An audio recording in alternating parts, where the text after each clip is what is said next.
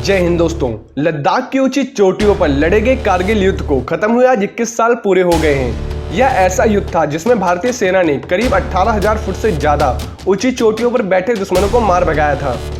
इस युद्ध में जीत हासिल करने के लिए पाकिस्तान ने ऑपरेशन बद्र शुरू किया, लेकिन भारत का ऑपरेशन विजय पाकिस्तान के ऑपरेशन पर भारी पड़ा। यह युद्ध में पाकिस्तान ने न केवल अपने 700 सैनिक गंवा दिए, बल्कि ऐसी मनोवैज्ञानिक मार भी खाई जिससे वह आज तक उबर नहीं पाया है। कारगिल युद्ध भारत और पाकिस्तान के बीच मई से जुलाई 1999 के बीच लद्दाख में कारगिल की चोटियों पर लड़ा गया था। इस युद्ध के जरिए पाकिस्तान कश्मीर और लद्दाख को जोड़ने वाली एकमात्र सड़क को अपने कब्जे में लेना चाहता था। साथ ही सियाचिन ग्लेशियर में भारतीय सेना को भी हटा देना उसका मकसद था।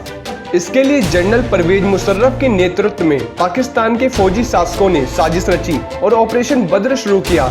करीब 5,000 सैनिकों को मुजाहिदीनों के भेष में कारगिल भेज दिया गया। यह ऑपरेशन करीब 60 दिनों तक चला। ये पाकिस्तानी सैनिक धीरे धीरे करके कारगिल की चोटियों पर कब्जा करके बैठ गए। पाकिस्तानी सैनिक अपने साथ भारी मात्रा में हथियार और खाने पीने का सामान भी लेकर आए। पाकिस्तानी लंबे युद्ध के लिए पूरी तैयारी करके आए थे। भारतीय सेना को पाकिस्तान की इस नापाक साजिश की भनक लगी तो पाकिस्तानी सेना को सबक सिखाने के लिए उसके खिलाफ ऑपरेशन विजय शुरू किया गया। भारत सरकार ने पाकिस्तान से युद्ध लड़ने के लिए 2 लाख सैनिकों को कारगिल की ओर मूव किया। यह ऑपरेशन करीब 60 दिनों तक चला और 26 जुलाई को इसका अंत हुआ। इस युद्ध के दौरान 527 सैनिकों ने अपने जीवन का बलिदान दिया। युद्ध के दौरान पाकिस्तान ने दावा किया कि लड़ने वाले सभी कश्मीरी उग्रवादी हैं, लेकिन युद्ध में बरामद हुए दस्तावेजों और पाकिस्तानी नेताओं के बयानों से साबित हुआ कि पाकिस्तान की सेना प्रत्यक्ष रूप से इस युद्ध में शामिल थी। लगभग 30,000 भारतीय सैनिक और करीब 5,000 घुसपैठिए इस युद्ध में सामने आए।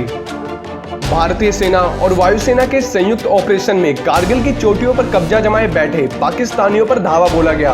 भारत के जबरदस्त प्रहार और अंतर्राष्ट्रीय जगत में धीरे धीरे बढ़ रहे अलगाव ने पाकिस्तान को कारगिल की ऊंची चोटियों से पीछे भगाने के लिए मजबूर कर दिया। परमाणु बम बनाने के बाद भारत और पाकिस्तान के बीच हुआ यह पहला सशस्त्र संघर्ष था, जिसे भारत ने अपने नाम किया। इस युद्ध से प्रेरणा लेकर LOC, कारगिल और लक्ष्य और धूप जैसी फिल्में बनी। भारतीय वायुसेना ने इस युद्ध में पाकिस्तान के खिलाफ मिराज MiG-27 और MiG-29 का इस्तेमाल किया। इन विमानों ने कारगिल की चोटियों पर कब्जा जमाए बैठे दुश्मनों पर अचूक बम गिराए, जिससे उनमें भगदड़ मच गई। MiG-29 की सहायता से पाकिस्तान के कई ठिकानों पर R-77 मिसाइलों से हमला किया गया। इस युद्ध में बड़ी संख्या में रॉकेट और बमों का इस्तेमाल किया गया। इस युद्ध में बोफोर्स तोपों ने भी पाकिस्तान पर जमकर कहर ढाया। इन तोपों की मदद से करीब 2,50,000 गोले दागे गए। वहीं 5,000 बम फायर करने के लिए 300 से ज्यादा मोर्टार, तोपों और रॉकेट का इस्तेमाल किया गया। युद्ध के 17 दिनों में हर रोज प्रति मिनट में 1 राउंड फायर किया गया। कारगिल युद्ध में भारत ने 527 वीर योद्धाओं को खोया, वहीं 1300 से ज्यादा सैनिक गंभीर रूप से घायल हुए। पाकिस्तान के 700 सैनिक इस युद्ध में मारे गए और 240 सैनिक युद्ध छोड़कर भाग गए। हालांकि रिकॉर्ड के मुताबिक इस युद्ध में पाकिस्तान ने अपने 2900 से ज्यादा सैनिक गंवा दिए थे। हालांकि वह कभी इस तथ्य को स्वीकार नहीं करता। इस युद्ध के बाद जनरल परवेज मुशर्रफ ने नवाज शरीफ का तख्ता पलटकर सत्ता पर अपना कब्जा कर लिया। तो आइए समझते हैं पूरा घटनाक्रम को। 3 मई 1999 को एक चरवाहे ने भारतीय सेना को कारगिल में पाकिस्तान सेना के घुसपैठ पर कब्जा जमा लेने की सूचना दी।